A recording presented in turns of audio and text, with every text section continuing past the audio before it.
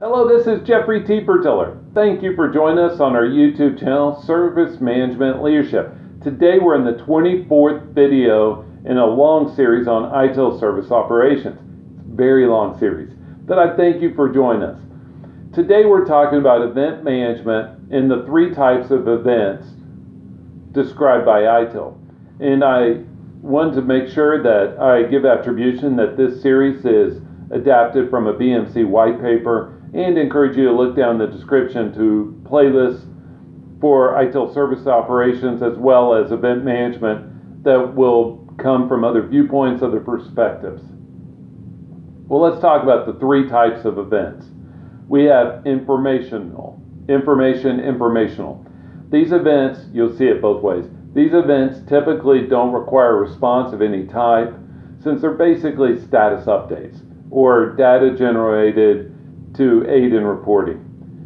Logs and reports are always great examples. This is just information you don't have to do anything about, but it's still an event. It's still above a threshold that leadership wants to know about.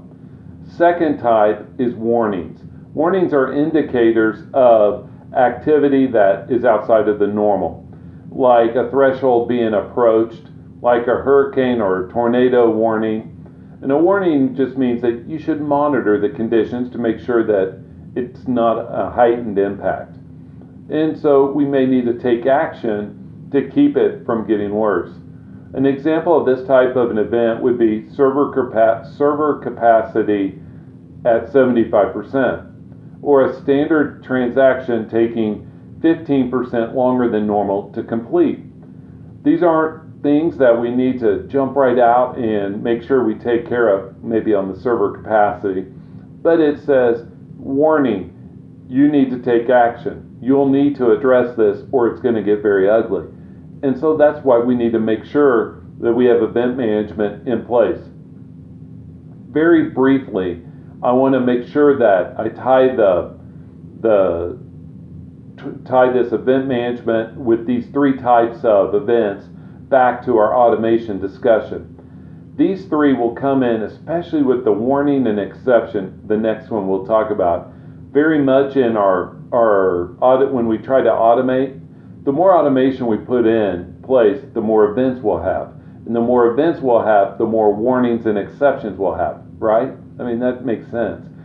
So just make sure that your event management is very strong before you go into automating very much. So let's talk about exception events. Exception events are indicators that something is wrong. The services may be negatively impacted, the services that IT offers to the business. A network or server being down as opposed to approaching capacity is an example of an exception. So a warning may say, your server's about to be down. An exception says, your server is down. Hopefully that makes it nice and easy. This is Jeffrey T. Pertiller. Thank you for joining us on our YouTube channel. Please like or share the video, subscribe to our channel, leave me feedback below, and feel free to connect with me on LinkedIn. We do thank you for being with us on our channel and hope you'll look around to other videos. Have a great day. Bye.